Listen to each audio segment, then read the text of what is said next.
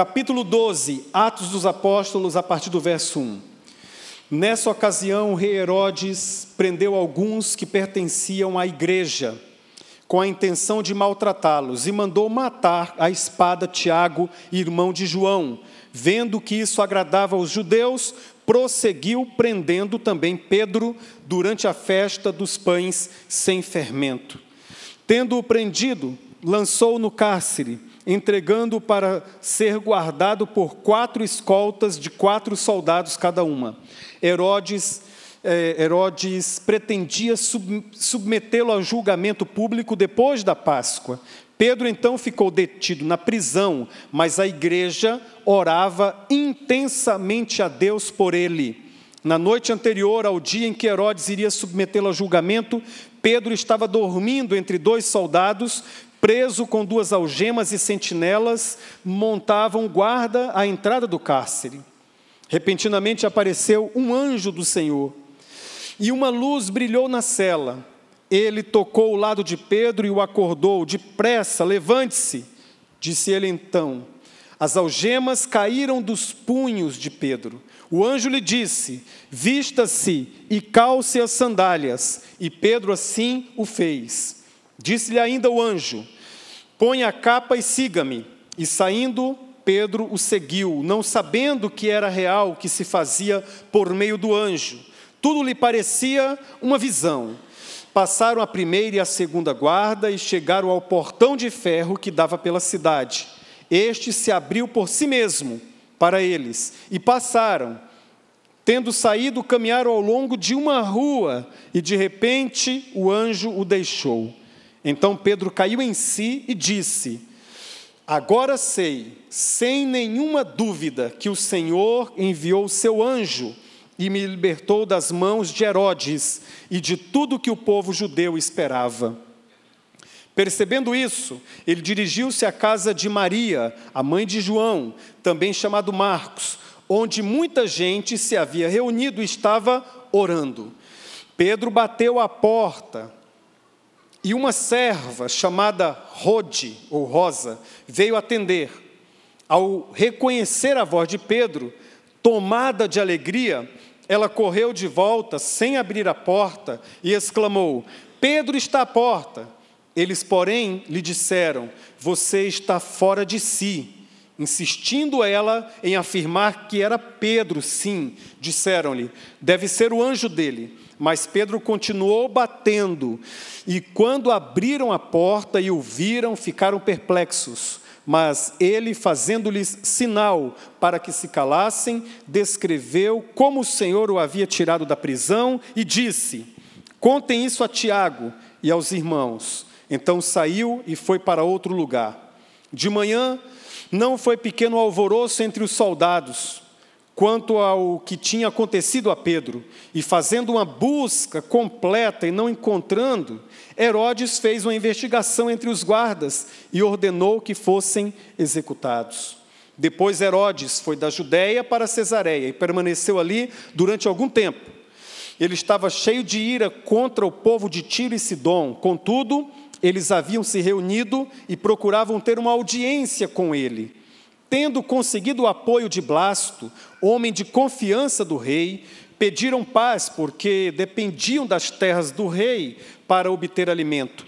No dia marcado, Herodes, vestindo seus trajes reais, sentou-se em seu trono e fez um discurso ao povo. Eles começaram a gritar: é a voz de Deus e não de homem. Visto que Herodes não glorificou a Deus, imediatamente um anjo do Senhor o feriu, e ele morreu, comido por vermes. Entretanto, a palavra de Deus continuava a crescer e a espalhar-se. Tendo terminado a sua missão, Barnabé e Saulo voltaram de Jerusalém, levando consigo João, também chamado Marcos. Nós estamos diante de um capítulo, irmãos, de transição. A transição de um ministério mais afixado na Judéia, um ministério mais voltado para os judeus, para um ministério que se amplia e alcança os gentios, isto é, os não-judeus. É uma transição também, porque entre o ministério de Pedro e de Paulo e Barnabé. Pedro deixa aqui no capítulo 12 a sua participação. Ele sai de cena. No capítulo 13, já a narrativa começa falando de Saulo, de Paulo, dos seus afazeres missionários. Portanto, o capítulo 12 é um capítulo de transição da igreja, um momento de mudanças, um momento muito importante. E é um capítulo interessante também, porque ele começa com um homem preso, que estava livre, Pedro. E ele termina com um homem livre, inclusive era um governador, mas que estava preso. Herodes estava preso. Não atrás das grades, fisicamente falando, mas ele estava preso porque ele dependia excessivamente da opinião alheia, da opinião dos outros, da opinião pública. Isso é uma prisão. É uma armadilha terrível, mas é também uma prisão. Depender do que os outros dizem, depender do que os outros pensam de mim, depender dos cliques, de quantas curtidas eu recebo por uma postagem. Isto é uma prisão, e Herodes era um homem livre, mas era um homem preso. Pedro era um homem que estava preso, mas ele estava livre.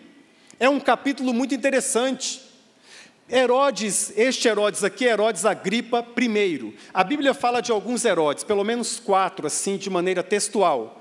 O Herodes, o Magno, o grande, que foi aquele que perseguiu Jesus enquanto criança ainda. Você se lembra da passagem? Aquele Herodes era o Herodes o Grande, que era o avô deste Herodes aqui, que era o Agripa. Tinha o Herodes Antipas, que mandou decapitar João o Batista. Todas as vezes que aparece Herodes na Bíblia, nós estamos falando de uma linhagem, de uma dinastia, mas não somente isso, nós estamos falando de pessoas extremamente cruéis e extremamente dependentes da opinião pública, de uma política baixa, de uma realidade vil. E assim o texto mostra essa realidade e nos mostra alguns contrastes. O primeiro contraste é muito interessante, é um contraste entre o poder humano, o poder dos homens, o poder deste mundo, ou os poderes deste mundo, e o poder do cristianismo. O poder do mundo, ou os poderes deste mundo, dependem de um palácio, dependem de um Herodes, dependem de alguém atrás de uma mesa que pode tomar decisões absurdas, as mais absurdas. A forma como Lucas registra o texto é muito interessante. Dá a intenção, ou quer mostrar, que Herodes estava assim meio sem saber o que fazer, estava tranquilo, não estava fazendo nada, estava desocupado, e de repente ele toma uma decisão: maltratar, versículo 1, maltratar os cristãos. E maltratar é um eufemismo que o narrador se utiliza, porque logo em seguida diz qual foi o maltrato que Herodes empreendeu. Versículo 2, mandou matar a Tiago, irmão de João. Essa era a forma, era o que ele pensava sobre maltratar. O poder deste mundo precisa de um palácio. O poder deste mundo precisa se esconder através de atos que metem medo em muitas pessoas, que intimidam muitas pessoas. Mas o poder do cristianismo, que nós precisamos restaurar e recuperar, não é um poder que está na intenção de plantar ou de implantar um império.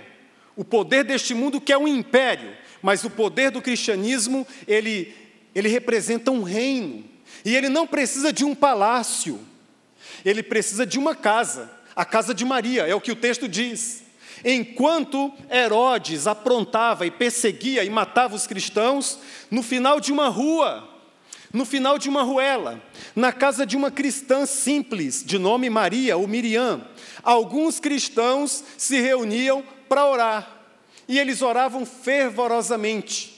Nós precisamos voltar a acreditar nisso, que o poder do cristianismo é o poder de uma casa, e mais uma casa, e mais outra casa, mas tudo começa numa casa. Era um grupo que fez mais do que Herodes, era um grupo que tocou o coração de Deus. Na verdade, o anjo foi até o presídio chamar Pedro e deu uma cutucada nele. Pedro, acorda. Mas a oração foi quem levou o anjo até o presídio.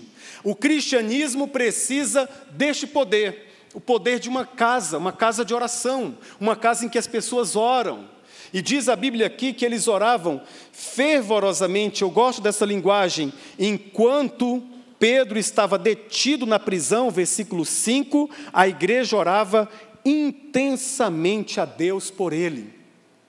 A palavra intensamente, ela originalmente traz o sentido de fogo, de calor. A igreja orava fervorosamente, a igreja fervia em oração.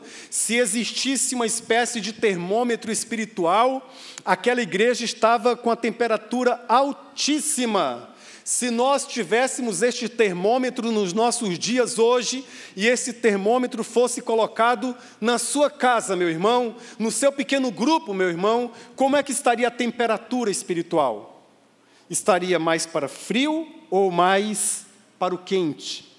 Nós precisamos reaprender o caminho da oração. A igreja, o poder da igreja é o poder desta casa, no final de uma rua, mas o Herodes dependia da opinião dos outros, o que os outros estão dizendo. Por isso que ele fez tanto mal a si mesmo e tanto mal aos outros. Mas o texto também é um êxodo pessoal. A linguagem, se você prestar bem atenção, é uma linguagem que se assemelha muito à linguagem do êxodo no Antigo Testamento. Êxodo significa saída, significa fuga, literalmente, significa fuga para a libertação.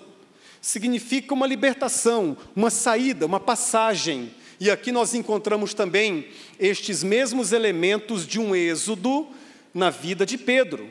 É muito interessante. Lá com Moisés, no contexto da chamada de Deus, Moisés teve uma experiência muito forte com Deus. Ao longe ele percebeu uma murta, uma sarça, uma planta que foi envolta por fogo, e o fogo queimava ao redor e por entre aquela sarça, mas a sarça não se consumia. Ardia, mas não se consumia. E a partir daquela experiência, Deus fala com Moisés, Deus dá poder espiritual a Moisés. Pedro aqui, a sarça, estava numa casa, no final de uma rua. Pedro não viu, mas ele sentiu.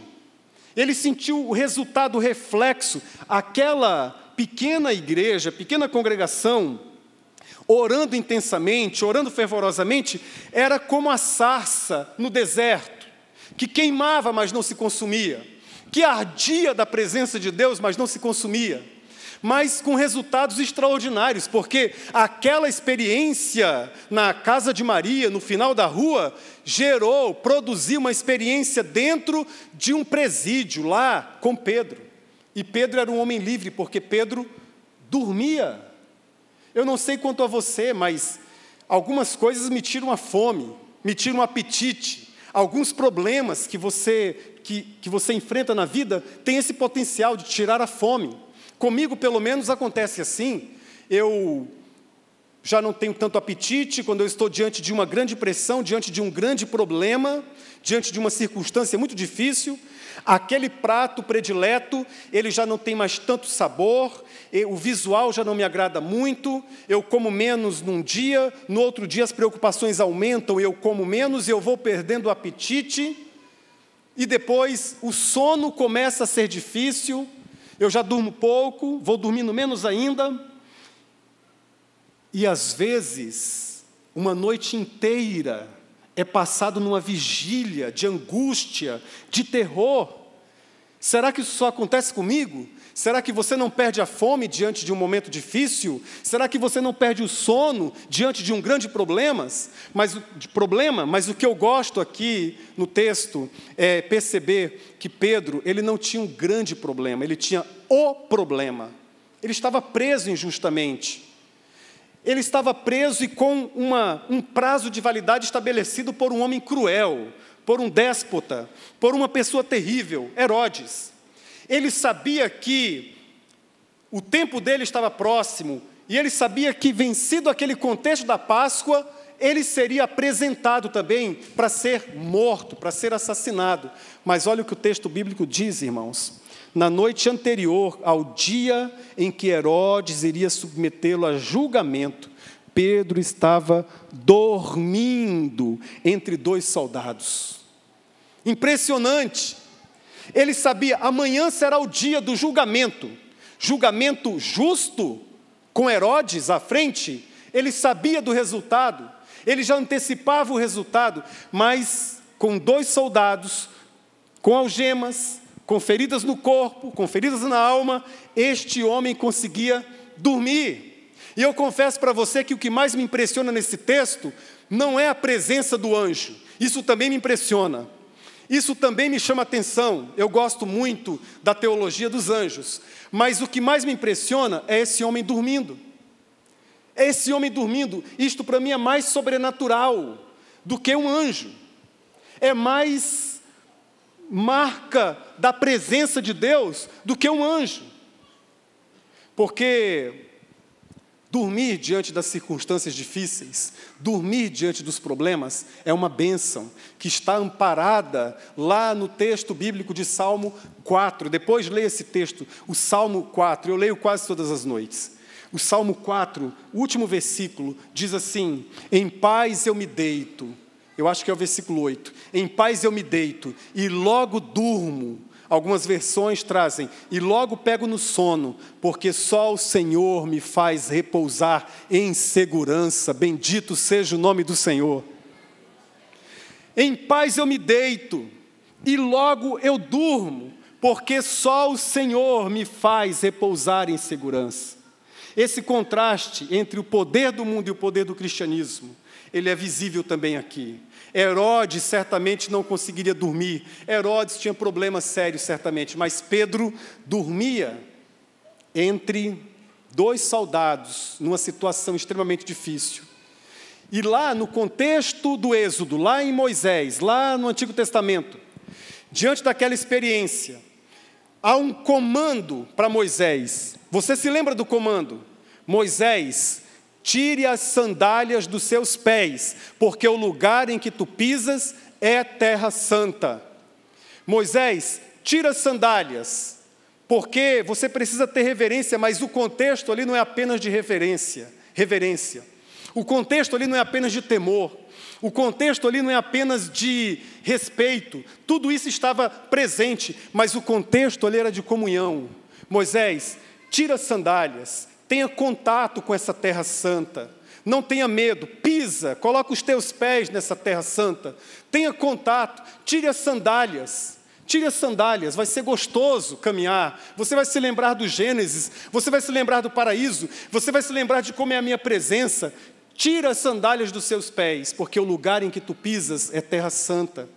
Agora o anjo dá um comando aqui em nome de Jesus, dá um comando para Pedro no seu êxodo pessoal. E é um comando diametralmente oposto ao comando para Moisés. Porque o comando, no versículo 8, diz assim o anjo: vista-se, Pedro, e calce as sandálias. Para Moisés ele disse, tire as sandálias, é terra santa. Para Pedro ele disse, calce as sandálias. Por quê? É terra injusta. Não por ser presídio, mas por ser jurisdição de um homem cruel, por ser jurisdição de Herodes. Calce as sandálias. Você está numa terra em que andam raposas. Você está num covil. Calce as sandálias. Nós precisamos pedir a Deus este discernimento também, de quando se expor e quando não se expor, de quando falar e quando não falar, de quando tirar as sandálias e de quando calçar as sandálias. Tiago, ao definir a religião verdadeira, ele disse que se trata de cuidar das necessidades dos órfãos e das viúvas, tão maltratadas pelos Herodes deste mundo. Cuidar das necessidades dos órfãos e das viúvas. E, número 2, manter-se livre da corrupção que há neste mundo. E a palavra que, traduzida ali por corrupção, pode também ser traduzida por injustiças. Diante de injustiças, Nós não temos que tirar as sandálias e nos comportarmos como se fosse tudo bem, como se estivesse tudo tranquilo. Não, igreja de Jesus. Diante da injustiça, nós calçamos as sandálias e nos preparamos para a batalha. Louvado seja o nome do Senhor. Pedro calça as sandálias e Pedro sai. Ele sai e ele vai saindo, e de repente você percebe que ele passa por um portão, por outro, por um terceiro portão, e o anjo desapareceu. Ao chegar no final da rua, o anjo desapareceu. Aqui há um outro sinal importante para nós. Nós não deveríamos depender do sobrenatural, propriamente dito. Há crentes que dependem de milagres, dependem de movimentos, dependem de arrepios, dependem da chaleira fervendo o tempo todo. Não. Esse anjo faz o papel dele. Toca, chama, dá comandos, caminha, abre os portões de ferro gigantescos, faz aquilo que Pedro não foi chamado para fazer, faz aquilo que Pedro não poderia realizar, mas de repente o anjo sumiu, desapareceu, e agora é Pedro. É Pedro quem tem que achar a casa de Maria, é Pedro quem tem que bater a porta, é Pedro quem tem que continuar os seus passos, passo a passo, deixando as cadeias para trás, deixando o presídio para trás e todas as lembranças horrendas de uma vida na masmorra, e caminhar. Ele caminhou sozinho. Deus pode realizar coisas extraordinárias na sua vida, eu creio. E aqui há um novo contraste, é o contraste entre portas abertas e portas fechadas. O anjo vai guiando Pedro, e ele, versículo 10, eles passaram por 3 portas, passaram a primeira porta, ela se abriu, a segunda também estava aberta, e chegaram ao portão de ferro que dava para a cidade. Era um portão de 12 metros ou mais de altura, era de ferro, e esse portão, olha o que diz o texto aí, esse portão se abriu por si mesmo, para eles passarem. Se abriu por si só. O meu cunhado lê esse texto, o irmão da Meila, minha esposa, e diz que foi o primeiro portão automático da história, né? Porque o portão abriu sozinho. Pedro com o anjo foi passando e o portão se abriu. Mas o interessante, uma porta aberta, 2 portas abertas, 3 portas abertas. Aí Pedro chega no local onde a igreja estava reunida, orando intensamente, bate, a Rode, ou Rosa, tanto faz, a dona Rosa, abre a porta, ela ficou tão feliz, tão alegre, ela se entusiasmou tanto, uma expressão de euforia, que ela continuou com a porta fechada e saiu para contar para os outros, e o Pedro ficou lá fora. Ei, dona Rosa, não me deixa aqui, irmã. Ô, irmã, e ela não estava nem aí. Sabe, irmãos, a nossa alegria como igreja pode deixar pessoas de fora. Algumas pessoas têm muita dificuldade de entrar na nossa alegria, como dizem os adolescentes, na nossa vibe. Elas têm dificuldade de entrar na alegria de um pequeno grupo, na alegria de uma classe de escola dominical, na alegria de um culto. Às vezes na nossa euforia, nós nos esquecemos que o mandamento de Deus completo é: alegrem-se com os que se alegram e chorem com os que choram. Há pessoas chorando, nós temos que aprender a dialogar com as pessoas que estão chorando, para que elas não sintam terror da nossa alegria. A nossa alegria, ela é recebida por Deus quando é uma alegria sensível, quando é uma alegria de uma ação, de abrir portas, de acolher quem está fora, de chamar pessoas para partilhar dessa alegria. Talvez o seu pequeno grupo precise experimentar esta alegria. Talvez a sua casa também precise experimentar esta alegria. Talvez a sua família precisa de amigos. Essa tristeza que a sua casa está sentindo já há algum tempo, e você tenta explicar de um jeito, tenta explicar de um outro, vai no médico, talvez seja simplesmente a falta de amizade. Você não tem tempo para mais para desenvolver amizade. Você está trabalhando demais, irmão. Você precisa frear um pouco e separar aquele tempo para ter amigos verdadeiros, amigos genuínos. Mas não foi só a alegria que manteve Pedro do lado de fora, não. Porque quando a Rosa chegou lá, a irmã Rosa, chegou lá para falar com eles, eles disseram assim: o quê? Pedro? Pedro não está preso lá. Ué, mas nós não estamos orando para ele ser liberto? Eles oravam intensamente, mas faltava um pouquinho de fé, não acredita não?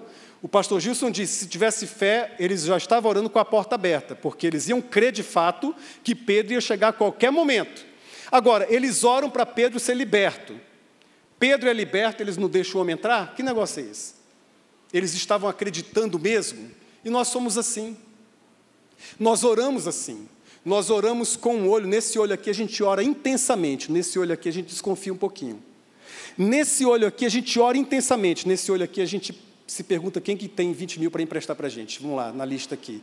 Nesse olho aqui a gente ora intensamente. Nesse aqui a gente fica procurando os especialistas no caso que a gente está enfrentando. Tudo isso pode acontecer. Mas o que não pode acontecer é deixar a gente de fora. Outra coisa que deixou Pedro de fora aqui não foi só a alegria da dona Rosa, não. Foi também a discussão teológica. É que às vezes a gente lê, mas não lê. Mas aqui tem uma discussão teológica refinadíssima para os judeus. Talvez não para você, mas refinadíssima para os judeus. Versículo 15. Como ela tentou convencê-los a todo custo, o verso 15 diz assim: eles, porém, lhe disseram: você está louca. Insistindo ela em afirmar que era Pedro, disseram-lhe: deve ser o anjo dele. Deve ser o anjo dele. Por quê? Porque os judeus acreditavam e acreditam até os dias de hoje. Os judeus ortodoxos creem nisso até o dia de hoje. Eles acreditavam que cada ser humano que nasce tem um anjo da guarda, que vai conduzir esta pessoa ou acompanhá-la até o dia da morte. No nascimento, Deus dá ordem para um anjo, fica lá. E esse anjinho da guarda vai passar até o final.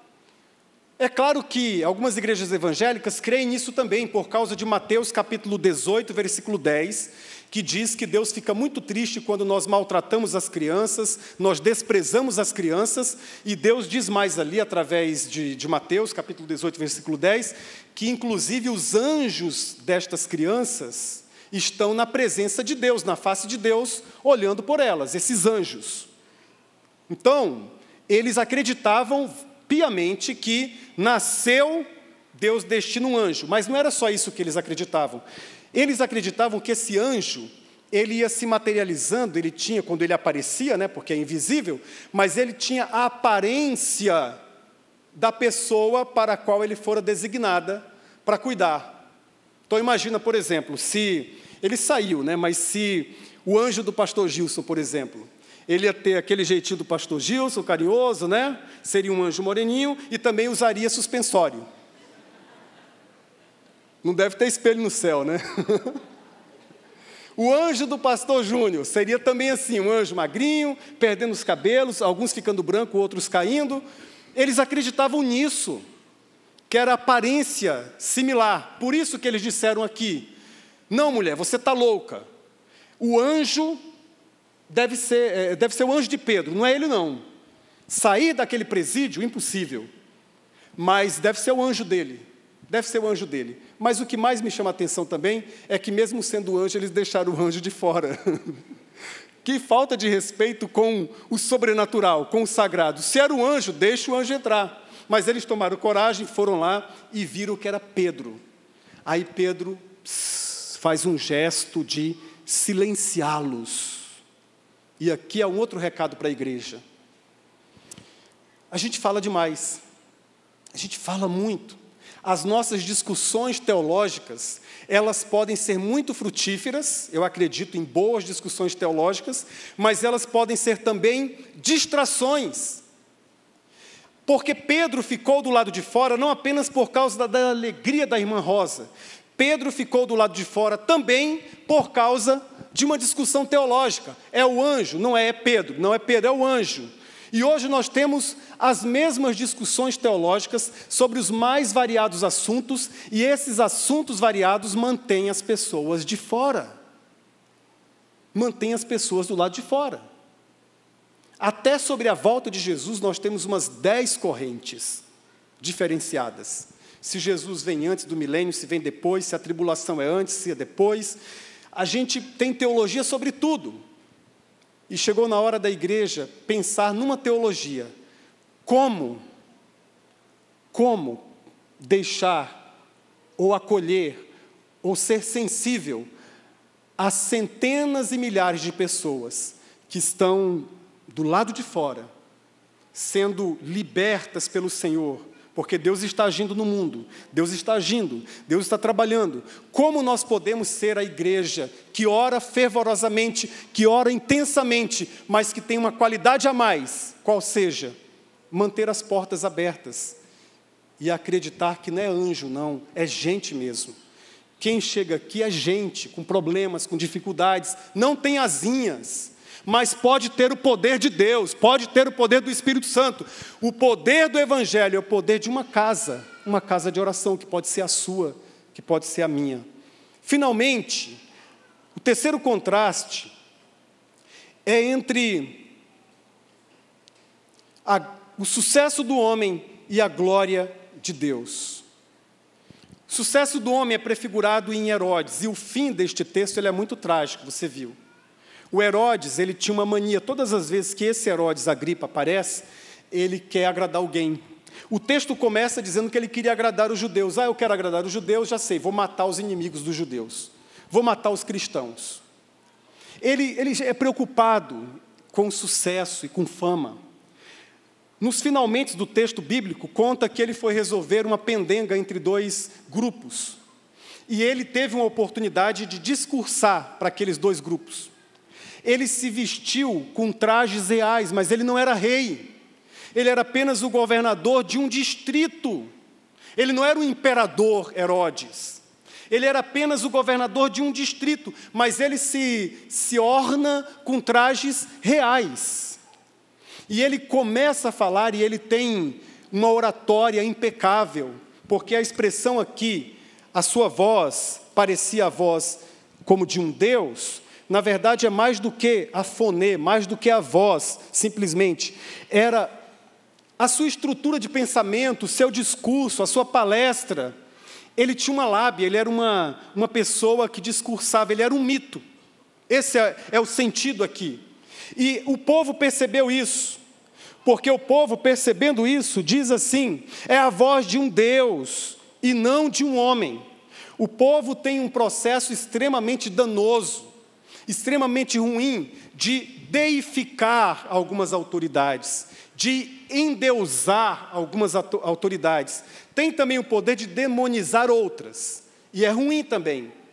Mas aqui o contexto é: o povo endeusou, deificou, fez daquele homem um mito, e aquele homem guardou isso no coração, acolheu isso no coração, aquele homem abrigou esse sentimento no coração.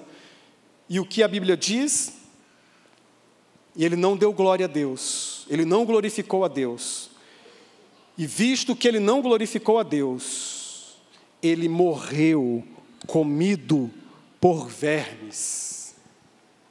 Ele morreu comido por vermes, ou seja, ele quis tanto ser Deus, e quando alguém quer tanto ser Deus, quando alguém deseja tanto ser Deus, acontece uma coisa tão estranha que ele vai se parecendo cada vez mais com o demônio.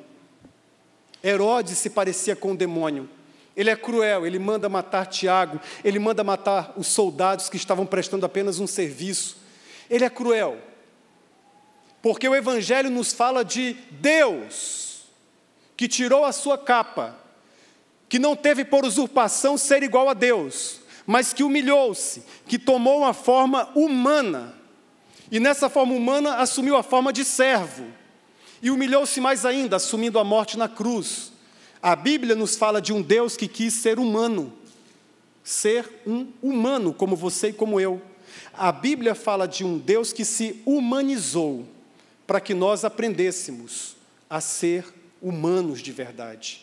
Humano de verdade não quer ser Deus, ele quer ser humano. É por isso que cada vez mais ele vai se parecendo com Jesus, porque Jesus não quis ser igual a Deus, ele quis ser humano, mesmo sendo Deus. Ficou confuso? É mais ou menos isso. Não é tão simples para a gente assimilar, mas Deus tem no Espírito Santo a ajuda para a gente viver esse negócio.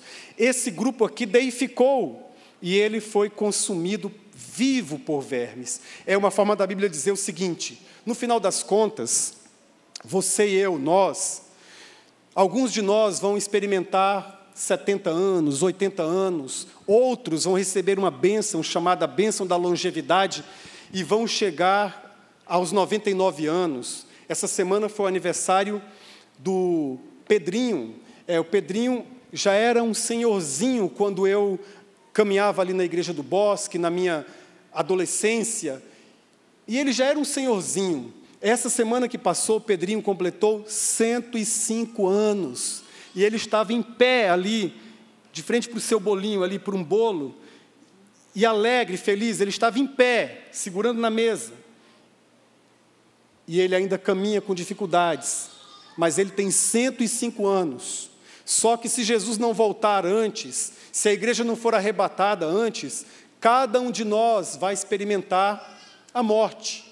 E o nosso corpo vai experimentar a deterioração. E o nosso corpo lá vai ser consumido por vermes também. Isso faz parte. Mas o problema é que aqui, Herodes não tinha apenas o corpo sendo carcomido por vermes. Ele tinha um coração, ele tinha alma. Esse contexto aqui não é para amedrontar nem você e nem a mim. É um chamamento para que nós tenhamos 3 cuidados, e com esses 3 cuidados eu concluo. O primeiro cuidado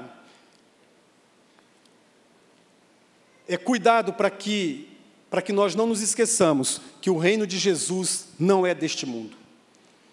O reino de Jesus não é deste mundo. Nós temos que calçar os nossos sapatos. Nós não podemos andar descalços em qualquer lugar nesse mundo, não. Não saia de peito aberto, não. Esse mundo é um mundo perverso. E nós temos uma missão aqui que nós faremos calçados, com os pés preparados para a pregação do Evangelho. O segundo cuidado que eu quero chamar a sua atenção é cuidado para que a nossa euforia e a nossa teologia não deixem as pessoas do lado de fora. Cuidado. Euforia, alegria, legal. Teologia também. Mas aquela alegria que inclui pessoas e aquela teologia que inclui pessoas. Cuidado. E o terceiro cuidado é cuidado para não perseguir o sucesso no lugar do sentido da vida. Eles são bem próximos, mas eles se distanciam aqui no coração e aqui na alma. Sabe por quê? Ele não deu glória a Deus e aí foi carcomido por vermes? Porque a palavra glória, no Novo Testamento, ela tem 2 sentidos. O primeiro sentido é muito bonito, é brilho. Glória é brilho. A glória de Deus brilha sobre nós, brilha sobre a igreja. E quando a gente está cheio do Espírito Santo, esta glória também brilha através de nós. Mas glória também é peso.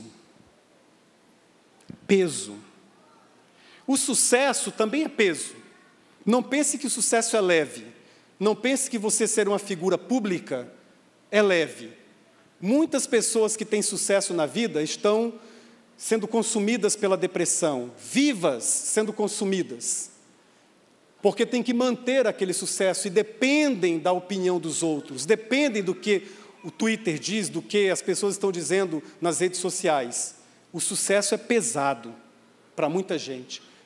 A fama é pesada para muitas pessoas. Ser uma figura pública tem um peso, mas esse peso não se compara com a glória. A glória é pesada, nenhum ser humano suporta a glória. Quando Deus diz em Isaías, profeta Isaías, a minha glória eu não darei a outrem, o que ele queria dizer era, de forma positiva e não negativa, vocês não aguentam esse peso, é um peso. É pesado.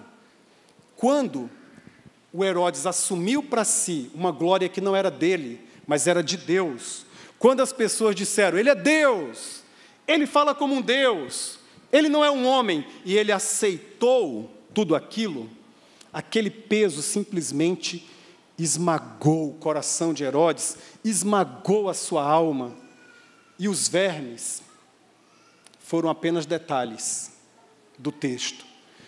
Cuidado para não tocar na glória de Deus. Cuidado para não se endeusar, cuidado para não ser homem de ferro, mulher de ferro. Assuma a sua humanidade, assuma a sua fragilidade. No Evangelho tem um apelo para que você reconheça-se pecador. É a maneira mais legítima, mais pura, mais bonita, mais autêntica de você não tocar na glória. É você se assumindo como um ser humano pecador. Um ser humano que pode ter dons, talentos, pode ter uma beleza incrível, pode ser alguém como Pedro, que consegue dormir mesmo diante das muitas lutas ou dificuldades. Ou pode ser alguém colocado num palácio.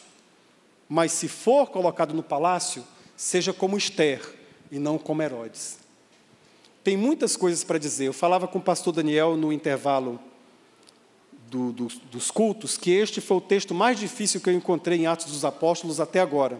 Então eu quero concluir, terminar de verdade, porque tem muita coisa para dizer, mas eu queria terminar de maneira positiva, dizendo o seguinte: não sonhe com os palácios, não sonhe, sonhe com uma casa, sonhe em fazer diferença na sua casa, no seu lar. Deixe os palácios com o Rei dos Reis e o Senhor dos Senhores. Cuide da sua casa. E ali, seja você mesmo. Não se preocupe com o que as pessoas vão dizer. Seja você mesmo. Em nome de Jesus. Pai, obrigado por chegar até aqui, em Atos dos Apóstolos. Obrigado pela consciência que o Senhor nos dá de que nós somos humanos, frágeis. Eu não sei, ó Deus, o que será do meu futuro, mas eu quero declarar com os meus lábios que eu reconheço que eu sou discípulo do Senhor, e eu sou discípulo do Evangelho da casa e não dos palácios. Eu não sei por que estou orando assim, eu não sei por que o Teu Espírito me conduz a orar dessa maneira, desse jeito, mas eu sei que Tu estás comigo aqui neste momento, nesta hora. Eu reassumo o meu compromisso contigo, o chamado que o Senhor fez um dia a mim, queima em mim como da primeira vez hoje, mas é o chamado de uma pequena casa, de pregar, de falar, de compartilhar e, sobretudo, de orar. De orar, buscando o alívio de uma casa, de um pequeno quadrante. Eu desisto de ser um pastor para o mundo todo hoje. E eu quero, se o Senhor permitir, ser um pastor apenas para uma casa. Em nome de Jesus. Amém. Que o amor de Deus Pai, a graça bendita de Jesus, a comunhão do Espírito Santo, seja com esta igreja, com todas as igrejas espalhadas por toda a face da terra, hoje e para sempre. Amém. Sempre tem a primeira vez que eu ministro uma bênção apostólica com aplausos aí para Jesus, né? Deus abençoe. Deus abençoe. Ótima semana.